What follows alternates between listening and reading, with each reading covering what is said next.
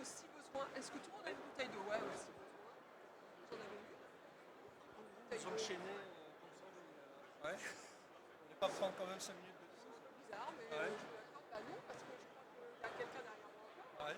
Qui n'est pas moi. Hein. Et, je crois que j'enchaîne, il y a quelqu'un derrière. D'interview là. Ben, là, c'est la troisième. Ah ouais. Donc après, on est calmé. Hein. Après, j'allais prendre l'air. Mais l'autre était. Enfin, il y en avait une qui était ce matin, donc j'ai quand même eu un creux. Ouais. Et là, c'est vrai que. Bah oui, il y a des gens qui vont s'installer. Je vais attendre juste une minute que les gens puissent s'installer.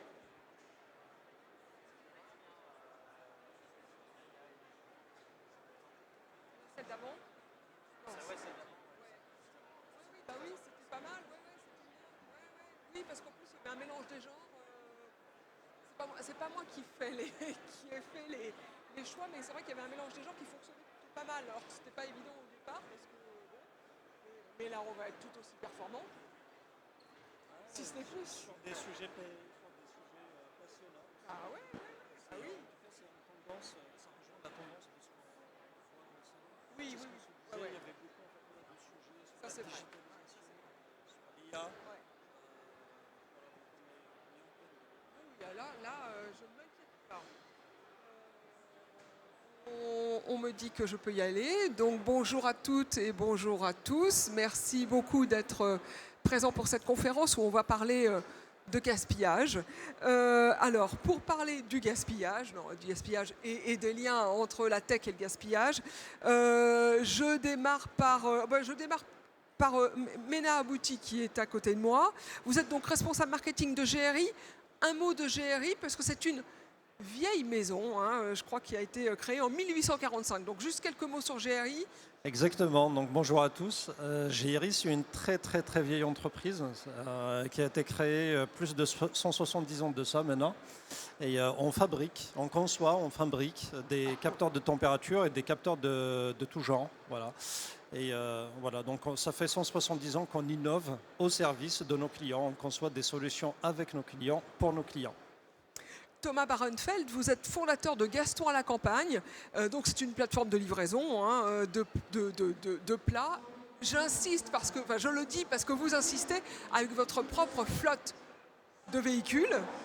Tout à fait. Tout le monde chez nous est en CDI, que ce soit les livreurs, les cuisiniers, sauf moi, en fait, au final. Donc, on réunit les trois métiers de la livraison, à savoir plateforme de commande avec la partie trouver des clients et gérer les flux, la cuisine, créateur de marque et cuisinier, et la partie livraison en direct.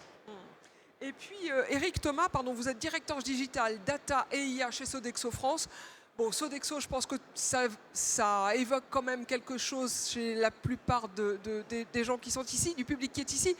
Est-ce que vous voulez dire quelques mots quand même sur Sodexo France? Allez-y. Oui, quelques mots. Donc, Sodexo se positionne comme le leader de la restauration durable, mais ça offre aussi des services de facility management et d'avantages aux salariés avec Pluxee.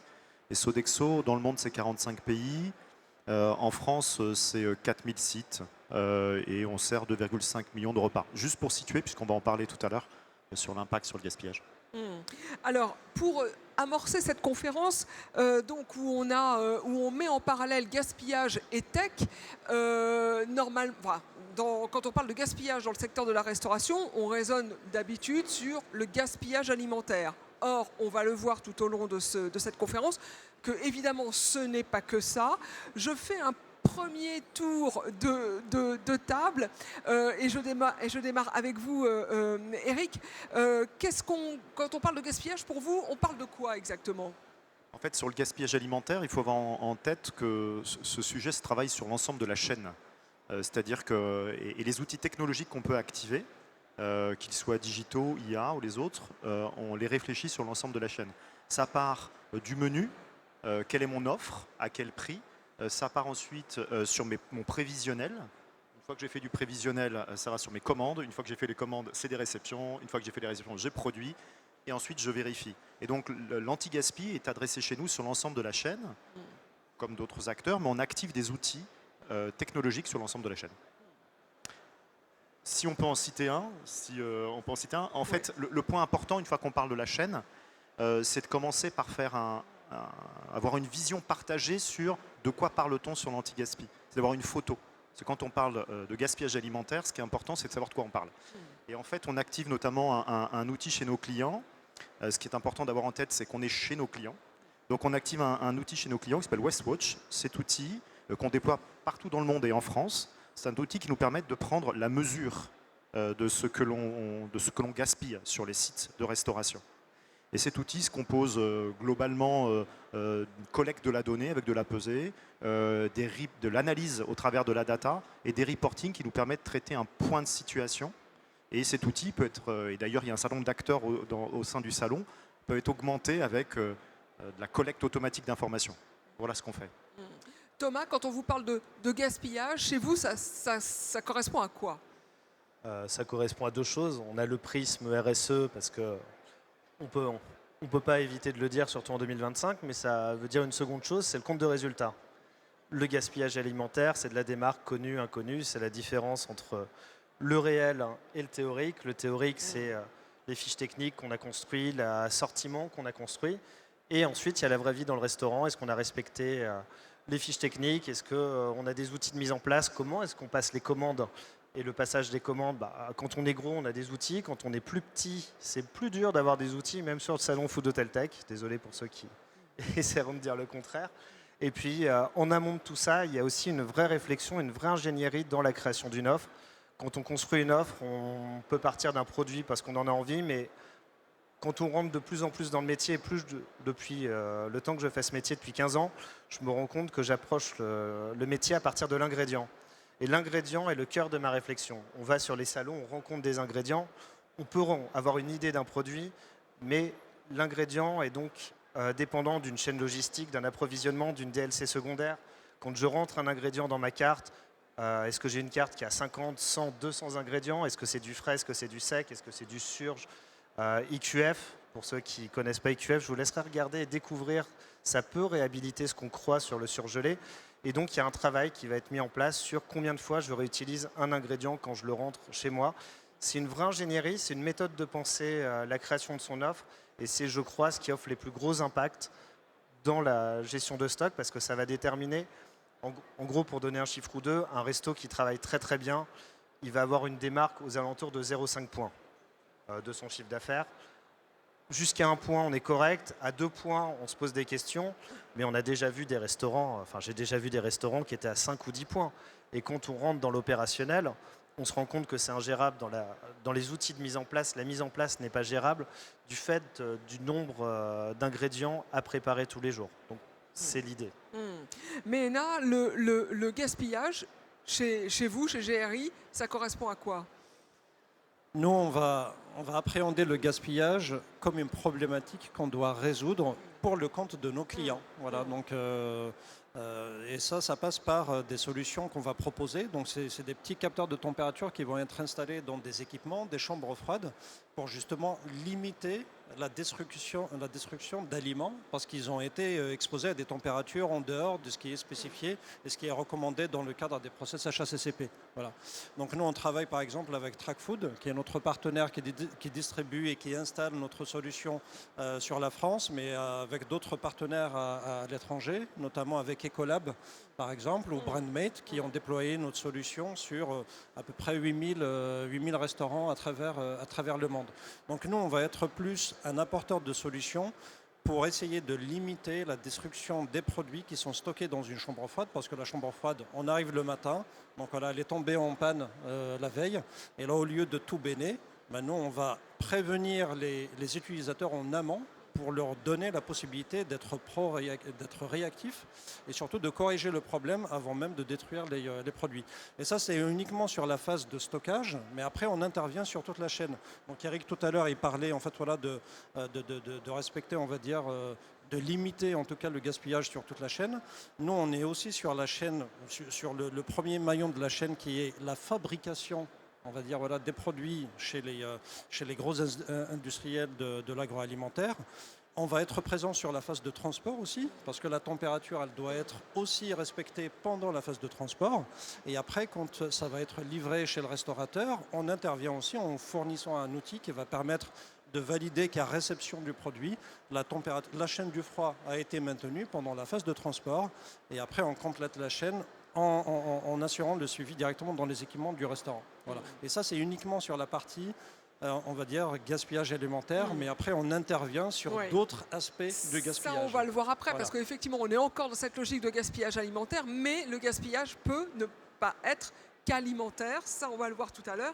Je reviens sur le gaspillage alimentaire. Comment on fait quand on prend le parti pris, quand on prend le parti de s'investir sur le gaspillage, enfin de lutter contre le gaspillage alimentaire? Comment on fait pour former ces équipes, les sensibiliser, former sans doute aussi les clients, les sensibiliser? Peut-être, Eric, on commence avec vous. Alors, comment fait-on? C'est-à-dire que cet outil dont je vous parlais auparavant, Westwatch, ça nous donne un certain nombre d'éléments très chiffrés sur l'état que l'on trouve sur nos restaurants. À partir de là, ce sont des éléments qu'on partage avec nos clients pour sensibiliser nos clients, et ce sont des éléments qu'on partage avec nos équipes.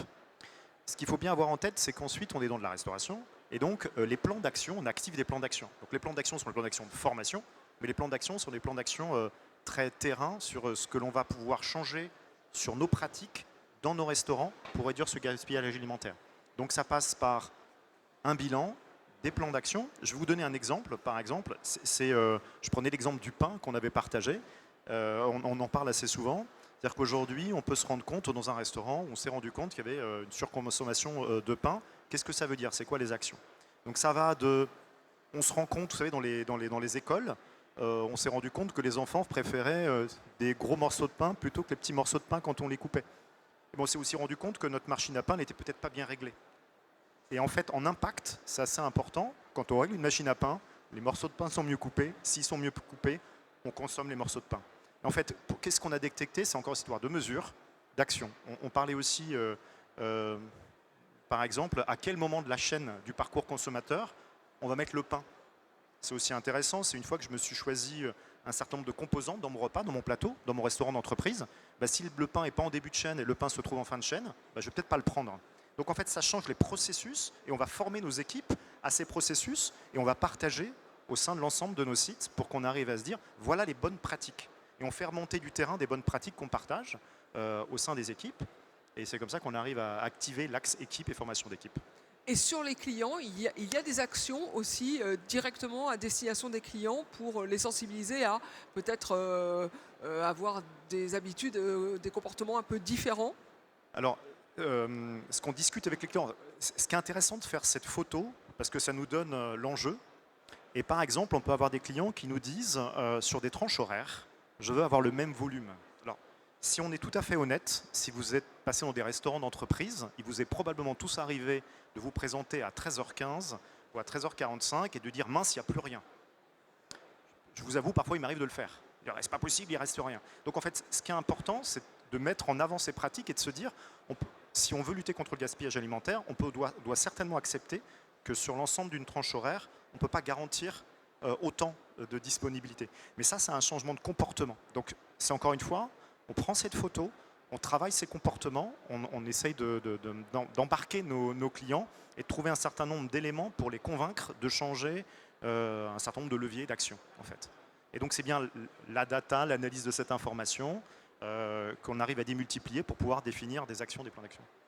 Thomas, en termes de formation et d'information à la fois des clients et des fournisseurs, des partenaires, comment vous vous y prenez? Ah mince, c'est pas la réponse que j'avais préparée. Alors, c'est pas grave. Passez le message que vous vouliez délivrer. C'était la formation des équipes et les outils internes. Quand je suis reparti sur Gaston à la campagne, il y a un petit changement d'échelle, je repars sur un restaurant et je me dis on va faire assez basique, on va reprendre les outils classiques du restaurateur, cadencier de commande. Pour ceux qui ont déjà travaillé avec un cadencier de commande, c'est un outil magique.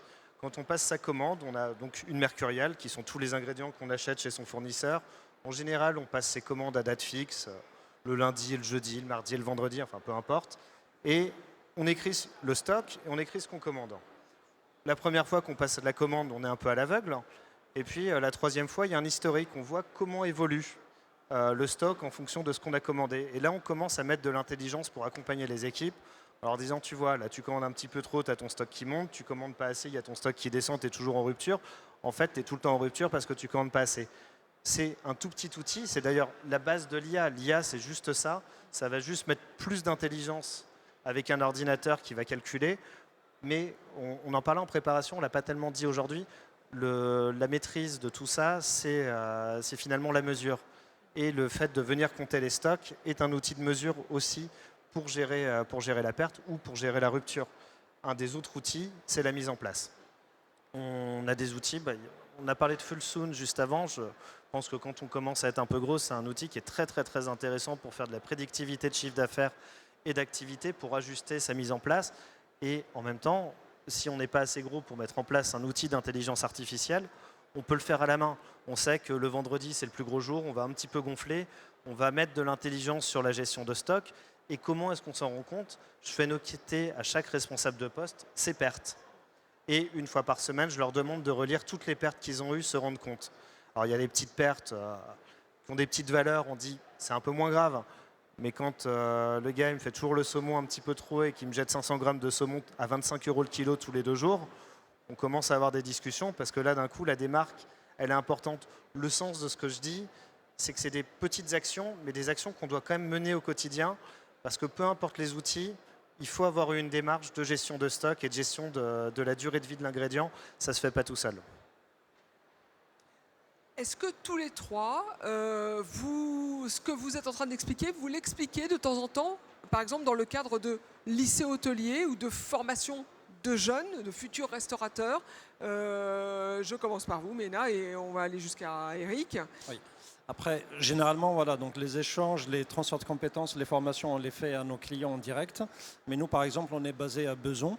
Et juste derrière l'entreprise, il y a le lycée professionnel de Besançon qui vient juste d'ouvrir une filiale justement pour les métiers de l'hôtellerie et de la restauration. Et là, on va mettre en place donc un partenariat pour justement leur expliquer comment est-ce qu'on peut utiliser la tech dans la restauration, on va dire 2.0, si on peut l'appeler comme ça. Voilà. Thomas? Je ne suis jamais intervenu en lycée, je suis intervenu en école ou dans quelques webinaires. Ce n'est pas forcément là-dessus qu'on m'interroge et c'est pour ça que j'ai bien aimé le thème de la conférence du jour. On aime bien prendre les sujets très très hauts sur la stratégie, le marketing, la gestion des PNL. Et finalement, toutes ces choses-là, c'est ce qu'on essaie de dire dans ces formations ou dans ces cours. Ce ne sont que la retranscription de ce qui se passe sur le terrain. Et généralement, on a tendance à l'oublier. Et puis, on en a parlé en se disant que même Sodexo, enfin, tu en reparleras mieux que moi, c'est aussi gros que ce soit en dizaines de milliards, c'est l'accumulation. Complètement. C'est pour ça que quand on fait le parallèle, on parle de taille, mais encore une fois, on a une multitude de restaurants chez nos clients. Hein. Et donc, il y a des restaurants qui vont faire 200 couverts, des restaurants qui vont faire 5000 couverts. Ce pas les mêmes enjeux, mais en l'occurrence, on peut avoir le même plan d'action, en fait, qui vont avoir un impact plus ou moins fort. Pour revenir aux formations, alors, je ne saurais pas vous répondre sur les interventions au lycée. En revanche, on a des formations, on a une chef académie. Cette chef académie, elle travaille justement la formation de nos équipes. Et ça, c'est extrêmement important. Donc, on capitalise. C'est-à-dire, encore une fois, il faut comprendre que sur l'ensemble des actions qu'on peut capter sur un territoire, on en fait des best practices. Et best practices, il faut donner lieu à des formations. Et qu'on délivre ensuite avec des outils classiques de formation, les webinars, les formations sur site, les vidéos. Peut-être demain vers de la réalité virtuelle, on verra bien quand on ira plus loin, parce qu'il peut y avoir des choses intéressantes à faire. Et pour revenir aux formations, là on parle de la formation autour du gaspillage alimentaire, mais il y a aussi la réutilisation de certains déchets dans nos recettes. Et là c'est pareil, c'est une pratique qui est intéressante. Et je pourrais peut-être le dire, alors je suis plutôt spécialiste des technologies, mais en l'occurrence, qu'est-ce que ça peut vibrer en vous, résonner quand on parle de réutilisation de déchets dans une recette? Ça le fait en fait. Donc réutiliser une pelure de pomme, ça le fait. Et donc il y a toute cette formation des équipes pour essayer de se dire comment on arrive à travailler aussi cet aspect, même si c'est pas là où on a le plus grand volume de gaspillage. Oui, bien sûr. Voilà. Mais là, on va parler du gaspillage qui est non alimentaire et sur lequel on peut intervenir aussi. Donc, les solutions que vous proposez chez GRI permettent de surveiller la température des équipements réfrigérés, vous l'avez expliqué tout à l'heure.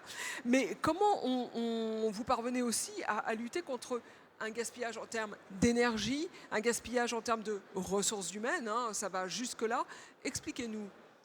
Alors aujourd'hui, c'est vrai que la question de l'optimisation, que ce soit du temps ou de la consommation d'énergie au sein d'un restaurant, est vraiment, voilà, donc elle a pris une importance qui est vraiment significative. Et nous, en tant que fournisseurs et apporteurs de solutions, c'est vrai que dans un premier temps, on était essentiellement concentré sur la partie température, suivi en fait, voilà, des températures dans les équipements réfrigérés. Mais très vite, le sujet du suivi d'énergie est arrivé. Et du coup, depuis, on a été l'un des précurseurs à proposer des solutions de suivi de consommation d'énergie pour les restaurants. On parle de suivi de consommation électrique, optimisation des consommations d'eau, gaz aussi. Et ça, on peut le faire avec nos différents appareils qui vont venir directement se greffer sur une installation existante pour faire de la télérelève. Ce qui fait qu'en termes de consommation d'eau, un restaurateur, il sait par exemple qu'ils utilisent 50 mètres cubes, non peut-être un petit peu moins, des mètres cubes d'eau par jour. Et nous, on va directement essayer de fixer une limite à ne pas dépasser. Dès que cette limite est dépassée, on peut se dire soit en fait, voilà, on gaspille de l'eau, soit il y a une fuite quelque part. Donc ça, c'est l'un des moyens qu'on va mettre en place pour accompagner les restaurateurs sur la limitation du gaspillage de l'eau. Et c'est la même chose pour l'électricité et pour le gaz aussi. Et au-delà de cet aspect d'optimisation énergétique, il y a aussi le gain de temps, voilà, pour les utilisateurs. Parce qu'aujourd'hui, nous, en fait, voilà, avec notre solution combinée à d'autres plateformes HACCP, on peut garantir un gain qui peut aller jusqu'à 45 minutes pour un utilisateur, pour un équipier dans un restaurant, ne serait-ce que sur la partie relevée des températures HACCP. Voilà. On parle de gros restaurants, par exemple, d'une grande chaîne, où ils doivent faire ces relevés matin, midi et soir, et à chaque fois, ils doivent le faire sur une douzaine d'équipements. Donc, je vous laisse... voilà, donc imaginez le temps qu'on fait perdre, qu'on fait gagner plutôt, parce que tout ça est automatisé via une application qui est directement sur le cloud et qui va gérer l'ensemble de cet écosystème d'appareils qui vont remonter automatiquement ces données. Eric, vous, chez Sodexo, vous tendez vers une empreinte zéro carbone. Comment le gaspillage, la lutte contre le gaspillage permet de tendre vers cet objectif ? Donc effectivement, Sodexo a annoncé sur le marché, je crois en novembre 2022, une ambition à 2050 d'être net carbone zéro. Il y a 4 leviers autour de cela. On parlait d'économie d'énergie, ou d'eau, c'est un des leviers. Et il y a notamment le levier du gaspillage et du gaspillage alimentaire plus précisément. Il y a aussi le travail qu'on fait sur nos fournisseurs, comment on arrive à avoir des cycles courts avec les fournisseurs. Et il y a également tout ce qui est travail avec nos équipes sur les recettes, les plans de menu dont on parlera un peu plus tard. Si on en revient sur le gaspillage alimentaire, on se remet en perspective. Compte tenu du volume de repas qu'on sert, on a un impact direct, donc on en est conscient. Si on prend quelques chiffres, alors pour les visualiser, on se dit que le gaspillage alimentaire pourrait représenter, si le gaspillage alimentaire était un pays, ce serait le 3e émetteur de CO2. Et si on prend les chiffres de l'ADEME, pour donner une petite idée, on dit qu'en transverse, que ce soit pour les enfants, pour les adultes au travail ou dans les hôpitaux, le gaspillage alimentaire, c'est 120 grammes par assiette. Voilà. Et si on prend ces 120 grammes, grosso modo, on a une action sur 90-95% qui sont plutôt ce que l'on n'a pas servi, produit pas servi, et après derrière ce qui est gaspillé lorsqu'on rend un plateau qui n'est pas consommé. Donc voilà, donc on dit qu'on a vraiment, compte tenu des volumes, on a vraiment un enjeu autour de cela. Et ce qu'on doit travailler autour de cela, c'est avant tout convaincre les clients. Parce qu'encore une fois, on n'est pas chez nous. Et comme on n'est pas chez nous, il y a un vrai travail qui est à faire. Donc là, on ne parle pas de technologie. Ce qu'on passe, c'est des rendez-vous avec les clients pour parler avec eux, en fait. Avant même d'avoir activé des programmes de mesure. Puisqu'un programme de mesure, il faut que le client soit d'accord. C'est de la pédagogie, c'est même au-delà de la pédagogie. C'est de la pédagogie. Ouais. Et en fait, donc, il y a un certain nombre de leviers, encore une fois, grosso modo, il y en a 4. Hein. Il y a quand même du juridique dans tout ça, enfin, il y a une législation. Donc, il y a leur propre plan RSE, puisque un certain nombre de clients, compte tenu de la taille, ont aussi leurs activités. Il y a des sujets financiers également, puisqu'il y a des enjeux financiers et des enjeux environnementaux. Donc, on a un certain nombre d'argumentaires et d'éléments à partager avec eux pour pouvoir rentrer dans cette démarche. Et ça, c'est un point important. Comment on initie quelque chose. Voilà. Thomas, vous parvenez à limiter les gaspillages, notamment par le biais de, je vous cite, d'un prévisionnel d'achat. Comment ça marche? Racontez-nous. C'est mon fameux cadencier de commande. Ah oui. Ah oui, c'est pour ça que c'était pas la bonne réponse tout à l'heure. La mise en place du cadencier de commande, qui est de l'intelligence assez classique et assez fiable. C'est très très rare qu'on ait des ruptures, c'est très très rare qu'on ait du surstock et de la fin de DLC sur cet outil-là.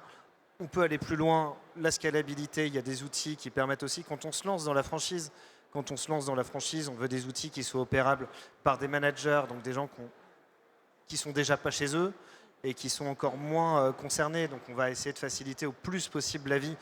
En général, quand le franchisé est sur place ou quand c'est une succursale, on a plus de moyens de former ses équipes. Et pour en parler, le cadencier, c'est ce que j'ai appris chez Buffalo Grill il y a 15 ans. C'est un outil qui marchait très bien dans un groupe qui faisait 500 millions d'euros de chiffre d'affaires. Et avec cet outil-là, la norme, c'était donc 0,5 points de démarque. D'accord. Et l'IA dans tout ça, est-ce que l'IA apporte quelque chose en plus, une valeur ajoutée aux outils que vous utilisez, donc dans cette lutte contre le gaspillage? Alors, peut-être je commence par vous, Mena. Dites-nous ce que l'IA apporte en plus, ou ce qu'elle pourrait apporter en plus. Ouais, c'est vrai que c'est super tendance, l'IA, mais nous, on va essayer vraiment de l'exploiter, de mettre un petit peu plus d'intelligence dans nos solutions, mais d'un point de vue technique, pour apporter un vrai petit plus par rapport aux solutions existantes. Parce qu'aujourd'hui, un capteur de température, on va en trouver des milliers de modèles. Voilà, ils sont fabriqués un petit peu partout dans le monde. Ils ne proposent pas tous les mêmes fonctionnalités. Et nous, en fait, voilà, on a essayé d'aller un petit peu plus loin pour proposer à nos clients pas seulement de faire le suivi de la température dans une chambre froide ou dans un congélateur, mais d'utiliser cette donnée avec un petit peu plus d'intelligence et des algorithmes pour aller directement simuler la température au cœur du produit. Pourquoi est-ce que c'est important? C'est devenu un sujet important pour nos clients. Aujourd'hui, une chambre froide qui va être, par exemple, il va recevoir une notification comme quoi il y a une alarme sur la chambre froide. C'est tout à fait normal quand il y a une livraison, par exemple, ou quand il y a une maintenance, un nettoyage, ou peut-être que quelqu'un a oublié de refermer la porte en sortant, quand il a pris ses produits. Plutôt que de se dire, ok, j'ai un énorme problème, la température de la chambre froide négative, au lieu d'être à -20, elle est à +15. Logiquement, si je dois respecter les procédures HACCP, je vais prendre mes produits, je vais les bénir. Nous, en fait, voilà, ce qu'on va faire, c'est qu'on va, en plus de donner la température de l'air, on va donner la température à l'intérieur du produit. Parce qu'il y a une certaine inertie thermique. Prenez une nugget ou un produit congelé qui est stocké, on va dire, qui est sous sachet, qui est dans une boîte, qui est dans un carton. Voilà. Donc tout ça fait que même 1 heure ou 2 heures après que la chambre froide monte en température, le cœur du produit ne va pas monter en température. Donc on n'est pas obligé de jeter. Exactement. Ce qui veut dire qu'on n'est pas obligé de le jeter. Donc ça fait des économies et surtout vis-à-vis d'un auditeur. Donc on va pouvoir fournir la preuve via un graphe de température R. Ok, c'est bon, j'ai eu un problème de température sur ma chambre froide, mais par contre, je peux prouver que la température à cœur de mon produit n'a pas dépassé une certaine limite. Voilà. Donc voilà comment on utilise aujourd'hui un petit peu plus d'intelligence, comment on met un petit peu plus d'intelligence dans nos solutions. Thomas, est-ce qu'il y a de l'IA chez vous? Il y a de l'IA, il y a 2 types d'IA. Il y a l'IA générative, ChatGPT, qu'on utilise et qu'on réutilise dès qu'on est créateur de contenu, SEO, communication, réseaux sociaux. Ça, l'IA générative, j'ai des étoiles dans les yeux. Je trouve que ça écrit, je suis désolé pour les rédacteurs, les rédactrices, les journalistes, mais sur certains points, et c'est quand même extraordinaire l'IA générative. L'IA sur les outils qu'on utilise, c'est l'application de règles prédéfinies. C'est un Excel qui applique des règles, c'est bien. Ça retire l'intelligence de l'opérateur, ça le transfère vers un outil qui a des règles. Oui, c'est une autre manière d'appréhender le métier. C'est ce que je disais, je pense, où c'est très utile quand on a des franchises qui sont des petits faiseurs en termes de chiffre d'affaires, parce qu'on a des managers qui sont peut-être moins capés que quand on a un restaurant qui fait 2 millions et d'un coup on se retrouve avec un staff et une équipe de direction. C'est juste l'application de règles. De toute façon, la première chose quand on met en place tous les outils qui sont ici, c'est le paramétrage des règles. Et ensuite, l'IA va appliquer les règles qu'on lui a données. Eric, l'IA dans votre secteur, ça permet de faire quoi en plus? Alors, là, on va travailler sur l'amont. En fait, c'est-à-dire qu'on peut considérer, si on simplifie, qu'il y a l'amont et l'aval. Donc, on a parlé de prise de mesure, prise d'action. L'aval, on a un certain nombre de choses avec la digitalisation, des paniers anti-gaspi, enfin un certain nombre de choses dont si on a le temps pour en parler. Mais sur l'amont, c'est comment on arrive à améliorer notre prédictibilité. Donc encore une fois, on a un sujet de volume, on a un sujet de fluctuation, de fréquentation des restaurants, il y a le télétravail, il y a un certain nombre d'actions. Donc on a 2 axes de travail principaux. Le premier, c'est comment on arrive à travailler la fréquentation de nos restaurants et à anticiper cette fréquentation. Donc on travaille effectivement avec de l'IA, on ingère dans un moteur d'IA un certain nombre de paramètres qui sont des paramètres passés, les fréquentations passées, qui sont des paramètres tels que ça va déconger, enfin des périodes scolaires, en intégrant des éléments de météo, en intégrant la période des soldes, en fonction que là vous êtes situé. Bref, un certain nombre de paramètres qui nous permettent ensuite de prédire les fréquentations de nos restaurants. Et aujourd'hui, on a des taux de prédictibilité sur des périodes de plusieurs semaines qui sont extrêmement intéressants et qui nous permettent d'être beaucoup plus précis que nos équipes. On y a aussi intégré le savoir-faire de nos équipes dans cet outil et qui nous permettent d'anticiper les fréquentations. Donc ça veut dire quoi? Ça veut dire commander au plus juste et prévoir au plus juste. Donc ça, c'est une initiative qui est importante, effectivement, et compte tenu du volume que l'on traite, on a besoin de s'équiper de cela. Il y a un deuxième élément dont on a parlé aussi ce matin, qui s'appelle menu IA. En fait, comment on arrive, pareil en utilisant l'algorithmie, à faire fonctionner un moteur avec un certain nombre de contraintes. Ça va de la contrainte nutritionnelle, parce que on est en contrat avec un certain nombre de clients, on a un certain nombre de règles à respecter dans nos menus, nos plans de recettes. Et donc on ingère un certain nombre de paramètres de contraintes pour essayer de produire des menus les plus désirables possibles. C'est-à-dire qu'on a des générateurs automatiques de menus qui nous permettent, en intégrant des paramètres de couleur, des paramètres de récurrence de certains ingrédients, d'optimiser nos menus. Et donc on compte sur la désirabilité de ces menus pour encore une fois venir influer sur ils seront consommés. Donc prédictibilité, désirabilité des menus, avec l'ensemble des paramètres nutritionnels. On travaille aussi, vous savez, sur la végétalisation de certains menus. Donc comment on arrive à réduction des portions, qui va aussi avec le gaspillage, que doit-on bien manger. Voilà. Donc ça nous aide à optimiser, être beaucoup plus efficace sur ces recettes et ces menus. Si on parle de combien ça coûte, ce type d'outil à utiliser au quotidien, je ne sais pas comment vous raisonnez, est-ce que c'est par mois, est-ce que c'est sur un forfait à l'année, combien ça coûte et pour quelle rentabilité? Est-ce que finalement c'est un outil qui permet vraiment, un investissement qui est rentabilisé et qui est pertinent, ou est-ce que ça coûte cher et on attend encore d'être dans une logique de rentabilité? Mais là, on commence par vous. Alors, nous, les solutions qu'on va proposer, il faut un investissement initial, un investissement CAPEX pour l'acquisition du matériel, voilà. Mais après, on a du récurrent annuel, voilà, Ouais. pour permettre justement d'exploiter tout cet écosystème de matériel via une application cloud. On parle d'une centaine d'euros un capteur qui permet de D'accord. suivre une chambre froide négative, par exemple. D'accord. Et on a déjà eu la discussion la dernière fois. Oui, donc voilà, tous les restaurants ne sont pas prêts à investir, on va dire, voilà, surtout si vous avez plusieurs équipements, ça peut monter très vite, hein, donc si on a 10 équipements à surveiller, donc on va parler d'un investissement initial de 1 000 euros, et après tous les ans, on va payer 80 euros. Ouais. Par contre, le retour sur investissement, il va être quand même assez important parce que... Et rapide. Et rapide, surtout, voilà, donc ce que tu me disais la dernière fois, Thomas, c'est pas tous les jours on a des chambres froides qui tombent en panne, mais... je ne suis pas d'accord avec toi.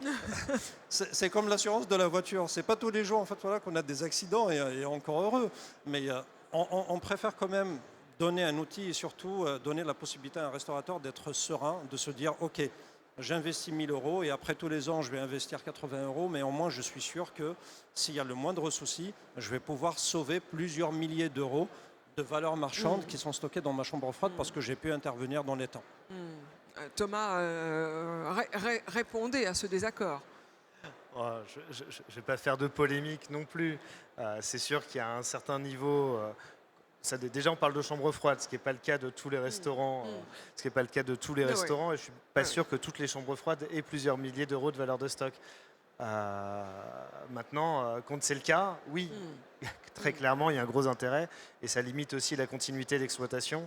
Parce que quand il y a une rupture d'exploitation, je suppose que chez Sodexo, c'est un enjeu, ça doit être contractualisé. Si le matin on arrive, on fait mince, la chambre froide elle a pété, je ne peux pas cuisiner, le client n'est pas content. Oui. Donc je suppose que sur l'aspect légal et contractuel, ça a une importance. Pour un restaurant comme Gaston à la Campagne, qui fait 700 000 euros de chiffre et j'ai fait mon compte, hein, je suis allé regarder mes valeurs de stock pour savoir combien j'ai de stock dans chaque frigo. J'ai pas un frigo qui a plus de 1 000 € de valeur de stock. Je te ferai une réduction quand même sur nos produits. Voilà. Ouais, donc petit frigo, petit frigo. Voilà, petit frigo, j'ai pas plus de 1 000 € de valeur de stock. Et bon, bref. Sinon, sur la question combien ça coûte et quelle est la rentabilité, combien ça coûte du temps, tout ça, avant toute autre chose, parce que 100, 200, 300 € par mois, ça reste malgré tout des petites valeurs, ça reste beaucoup de temps, ça reste de l'investissement, ça reste une démarche et une culture d'entreprise. C'est ma plus forte conviction. Aujourd'hui, j'ai un resto, Gaston à la campagne, c'est beaucoup d'Excel, c'est de la BDD, on cogne des lignes, on fait du TCD, on essaye... oui, donc ça coûte le prix d'une licence Excel, hein, principalement. Et ça coûte ensuite de la réflexion sur la construction d'un assortiment, remettre en cause la construction d'un assortiment, ce qui n'est pas facile. On va devoir refaire les photos, on va devoir refaire la carte, on va devoir refaire plein de choses. Il y a des fois... moi, ça m'a coûté, c'est un plat, j'aime bien en parler, il y avait un pad thai chez moi, trop compliqué en termes d'approvisionnement. Il y avait 2 produits spécifiques sur lesquels j'étais tout le temps soit en rupture, soit en perte. Et ben on a arrêté. Faut mettre de côté l'émotionnel, ce que doivent beaucoup aider l'IA générative pour la création de menus.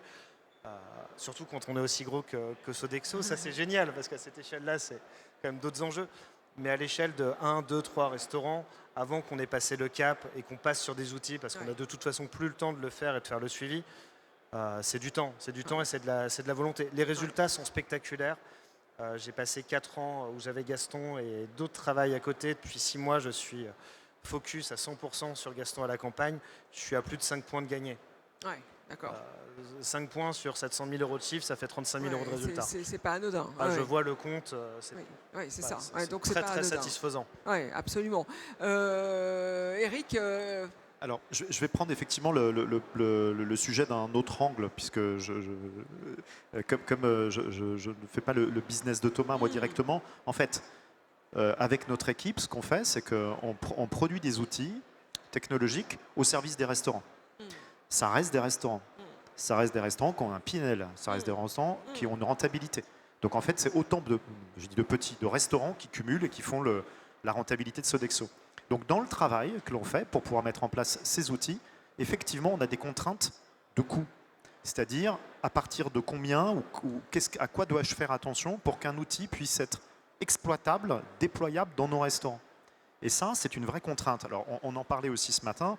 Alors peut-être que ça voudra dire quelque chose pour certains, mais notre outil menu IA, en fait, on est assez fiers parce que c'est 40 jours de travail avec une première version qui nous permet vraiment d'optimiser. Quand on pense projet informatique ou projet technologique, 40 jours, ce n'est pas le 1000 jours. C'est de l'IA, c'est une première version. Et pourquoi on est arrivé à ça? C'est parce qu'on a travaillé au plus près des opérationnels. La technologie, on est une boîte d'hommes, de femmes qui travaillent dans les restaurants. Et ça, c'est extrêmement important. Donc on voit bien la technologie, l'IA et le digital au service de cela. On fait vraiment des choses opérationnelles. Et donc on intègre des critères de qu'est-ce que ça va coûter pour un site. Et on a des principes de redevance, de refacturation au site, et on essaye de capitaliser, de mutualiser. Donc ce qui est important pour nous, pour mon équipe, c'est qu'on arrive à envisager, à montrer que le produit qu'on le propose apporte des résultats, et on pense le scale, enfin le déploiement de ces produits pour qu'ils puissent être acceptables en termes financiers pour nos restaurants. Donc voilà, je vais plutôt répondre comme ça en disant comment on arrive à faire quelque chose qui unitairement ne coûte pas cher. Avant que je ne pose mes dernières questions, est-ce qu'il y a des questions dans la salle tout de suite par rapport à ce que vous avez entendu? Non, pas encore, donc je continue. Est-ce qu'il y aurait, selon vous trois, est-ce qu'il y aurait des... alors déjà, dans les entités que vous représentez chacun, est-ce qu'il y a des projets, des innovations en cours, justement, pour aller encore plus loin dans cette chasse au gaspillage? Ména? Toujours, voilà, ça fait 170 ans, ça ne s'arrête jamais. Ça fait 170 ans qu'on innove. Juste pour vous donner un ordre d'idée de où est-ce qu'on est parti, il y a 170 ans, on fabriquait des capteurs qui faisaient la taille d'une armoire. Okay. Aujourd'hui, on a atteint en fait voilà donc cette taille-là, voilà. Ouais. Donc et ça continue. Et ça peut être encore plus petit. Ça peut être encore plus petit, voilà. Venir. Mais après, en termes d'innovation, aujourd'hui, on va essayer de travailler plus sur la data qui va être générée par tous ces capteurs-là. C'est bien d'avoir des données, mais après les exploiter intelligemment et surtout pour faire pour faire par exemple de la maintenance prédictive. Et ça, je parle toujours donc d'un point de vue de ce prisme-là technique et opérationnel sur des équipements. Aujourd'hui, des équipements réfrigérés, ils vont être maintenus, bien sûr. Je suppose que vous avez tous des contrats de maintenance avec un frigoriste qui va passer régulièrement, faire des recharges de gaz, etc. Par contre, une chambre froide ou un frigo va avoir une durée de vie limitée et le but d'un utilisateur, c'est vraiment d'optimiser la durée de vie de son équipement, par exemple par optimiser les réglages. C'est-à-dire que là, notre système est capable de dire votre chambre froide, elle tourne à moins 25 ou moins 30 degrés. Vous utilisez beaucoup plus d'électricité et surtout vous usez le moteur de votre chambre froide, sachant que vous n'avez pas besoin d'être à moins 30, à moins 25. La réglementation exige de ne pas dépasser les moins 15. Ouais. Donc là, nous, on va déjà pouvoir éditer des statistiques et surtout des rapports qui vont qui vont donner la possibilité de faire cette optimisation. Et on va encore plus loin en surveillant les performances sur plusieurs années, qui vont nous permettre de se dire, par exemple, on a une dérive dans le fonctionnement et les performances d'un équipement. Ce qui veut dire que potentiellement, d'ici 2-3 mois, il faudrait peut-être prévoir le changement d'un frigo parce qu'il va sans doute tomber en panne. Est-ce que vous avez de votre côté des innovations en projet? Moi non, parce qu'on n'est pas vraiment producteur de solutions, mais mon rêve, Oui, on parlait d'un outil juste avant que je trouve très bien, qui est Maika One, qui est un ERP qui permet de faire beaucoup de choses pour les restaurateurs.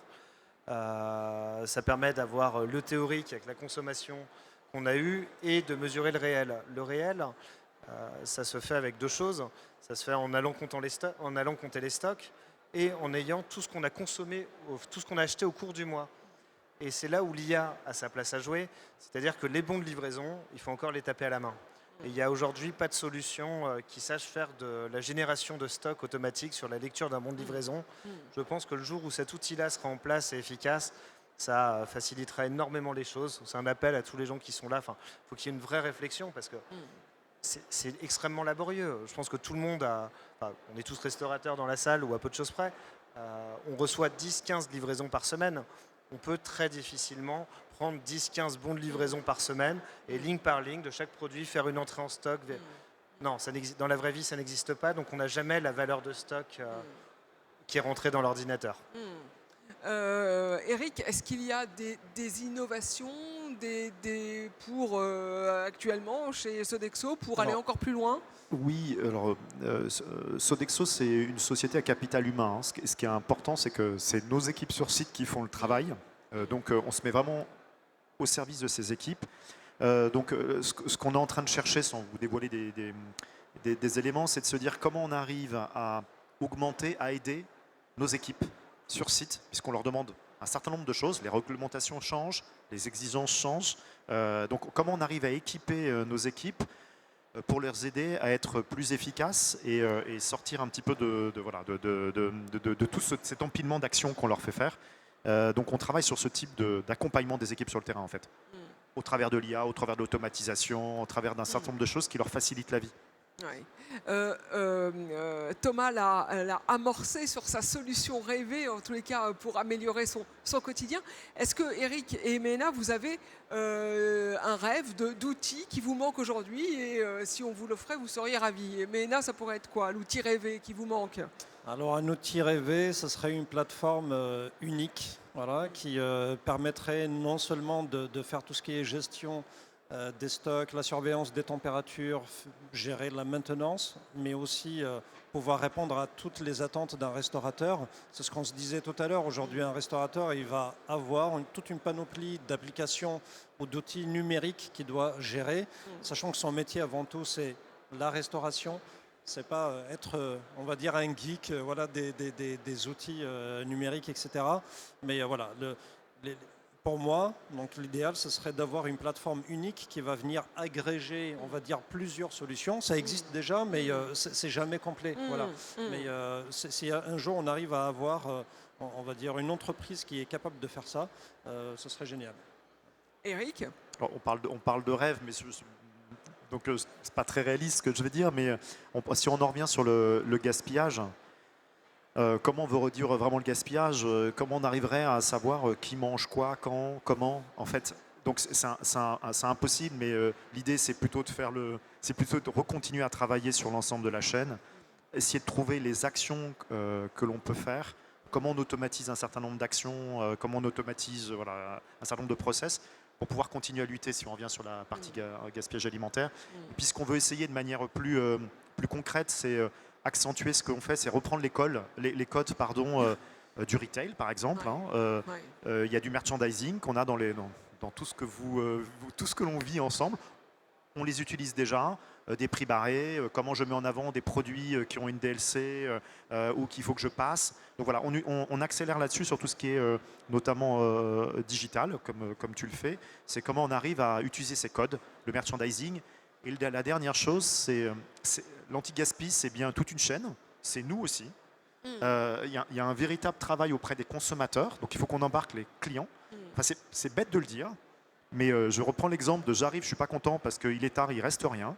Donc en fait, on veut essayer d'accentuer le programme de communication sur les touchpoints digitaux qu'on déploie pour être capable de se dire ok, on a des objectifs ensemble, on les a atteints, voilà ce que ça amène, voilà. Essayer de trouver ce canal de communication. Donc voilà, accélérer sur ce canal de communication très consommateur en fait. Et auprès des plus jeunes, là je raisonne sur les écoles notamment, auprès des plus jeunes, on arrive à faire passer des messages quand même en termes de comportement, même si on est face à des enfants, c'est compliqué.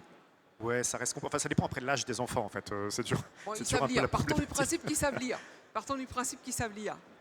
J'ai un fils de 8 ans qui sait lire. Bon, il est sensible à l'environnement, il m'en parle. Quand on parle de ce qu'il mange à l'école, ça reste très opaque. Et notamment, je m'amuse moi-même, puisque j'ai la chance, là où mon fils est à l'école, on déploie des outils digitaux pour les parents. Donc je m'amuse avec lui à dire qu'est-ce que tu as mangé, voilà, bref. Mais en fait, je pense que l'enjeu il est un peu ailleurs. En fait, je crois que l'enjeu c'est aussi les parents. Avant des enfants, voilà. Le parent est aussi parfois un acteur particulier sur est-ce que mon enfant a mangé ou bien mangé, pas bien mangé, hein, voilà. Donc, en tout cas, pour ma part, de mon point de vue, hein, il y a d'autres. D'où l'importance de l'information dans les restaurants, notamment Exactement. de la restauration collective. Est-ce qu'il y a des questions ? Alors, tout était limpide. Vous voulez réagir ? Oui ? Non, juste en parlant d'innovation, oui. nous faisons partie des finalistes pour recevoir le prix de l'innovation du Food Hotel Tech. Donc s'il n'y a pas de questions, je vais devoir vous laisser. J'ai peut-être un prix à récupérer. Parce qu'il y a une urgence. Exactement. Donc je répète, est-ce qu'il y a une question ou une interrogation ? Oui, il y en a une. Donc, alors attends, je vais vous donner mon micro. Ne bougez pas, ça ira plus vite.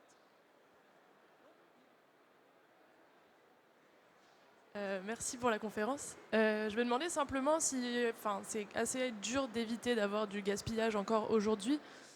Si par malheur il vous arrive en fin de service d'avoir quelque chose sur les bras qui vous reste, c'est quoi les solutions que vous avez ? Est-ce que c'est malheureusement la poubelle ? Il y a Too Good To Go, mais pour Sodexo par exemple ça n'existe pas, j'imagine. Donc qu'est-ce qu'on fait en fait ? On jette, on donne, comment ? Je pense que c'est pour... Donc, tout à fait. Donc là, c'est le pire. Enfin, c'est le pire qu'on vit, hein, tous. Hein. Donc, du Too Good To Go like. Donc, c'est ce sur quoi je suis passé rapidement. C'est ce qu'on appelle le click and collect anti-gaspi. En fait, donc on déploie sur nos sites via des commandes en ligne, en fait, la capacité à s'inscrire à ce type en tant que consommateur. Pour les adultes au travail, en fait, on s'assied à ce type de vente. On est prévenu automatiquement via une notification, un email, qu'il y a des produits qui sont disponibles, puisque c'est fait après le service. On voit les produits qui sont à la vente et on peut commander en ligne, aller les retirer en partant le soir. Le vrai sujet, là, c'est un sujet aussi d'usage auprès des gens. Parce que sur le papier, c'est quelque chose sur lequel on se dit c'est chouette, c'est bien. Maintenant, il y a aussi la psychologie des gens. Est-ce que je repars du travail avec quelque chose que je n'aurais pas forcément choisi le midi ? Donc voilà, donc, il y a quelque chose qui est de l'ordre de l'éducation. On peut le faire effectivement via nos propres plateformes. On travaille avec un partenaire qui est Phoenix également. Et puis, ce qu'on fait aussi, mais qui est encore un petit peu plus loin dans la chaîne, c'est que sur tout ce qui peut être sur certaines typologies de denrées, effectivement, on travaille avec des associations pour pouvoir. Donc, on a un programme qui s'appelle Stop Hunger qu'on active chaque année et qui permet de travailler avec ces associations. Et il y a également des plateformes avec lesquelles on travaille où on peut déposer les produits qui pourraient être mis à disposition. Mais c'est presque la fin du cycle, en fait. C'est une question qui soulève aussi le modèle économique du restaurant, parce que forcément, Sodexo, vous êtes en préparation en avant le service avec une liaison chaude, et à la fin du service, ce qui n'a pas été vendu, ce qui n'a pas été consommé, partira soit à la poubelle, soit sera donné à des associations. Il y a plein d'exemples. Il y a Prêt à manger qui ne fait que du J. Et en cours de service, ils vont reproder tout au long du service pour aller venir remplir des frigos. Il y a d'autres enseignes de saladerie qui font de la production en laboratoire, centrale ou pas centrale, qui vont avoir des produits qui sont à J+1, J+2, J+3, ou des restaurants qui vont faire de la mise en place et de l'assemblage, de la cuisson à la commande. En fait, cette réponse, elle est quand même particulièrement mixte et liée au modèle économique du restaurant. Et si on veut vraiment y répondre, ça doit rentrer dans la réflexion quand on construit l'assortiment et quand on réfléchit aux ingrédients qu'on fait rentrer chez soi. Et à la manière de délivrer le produit. On a eu quelques initiatives dans les écoles aussi. Pardonnez-moi, c'est comment je peux, quand je vais chercher mon enfant, repartir avec un panier, par exemple. Donc ça, on a testé, c'est pareil. Il y a des moments où ça prend pas. Je pense qu'il y a aussi comment ça rentre dans les usages, en fait. Et c'est pour ça qu'on reparle des usages, de la communication. On dit chouette, je vais chercher mon enfant, je peux repartir avec quelque chose. Donc il y a quand même une longue traîne, en fait, qu'il faut qu'on arrive à continuer à amorcer. Et même sur une société de notre taille, c'est quand même pas évident de commencer, je reparlais de la rentabilité, de ce que ça coûte, de commencer à se lancer, parce que c'est des opérations, c'est des canaux de communication, et c'est aussi la mobilisation de nos équipes. Voilà, donc il y a aussi un modèle qu'il faut qu'on prenne en compte pour que tout ça, de bout en bout, fonctionne, en fait. Merci beaucoup. Ména, je vous libère parce qu'il est possible que vous récupériez le prix dans moins de 30 secondes. Non, je plaisante. Merci beaucoup. Est-ce qu'on a encore le temps pour une question? Est-ce qu'il y aurait encore une question? Pas de questions? Bon, bah écoutez, merci beaucoup d'être venu cet après-midi pour écouter nos intervenants. Merci à vous. Merci.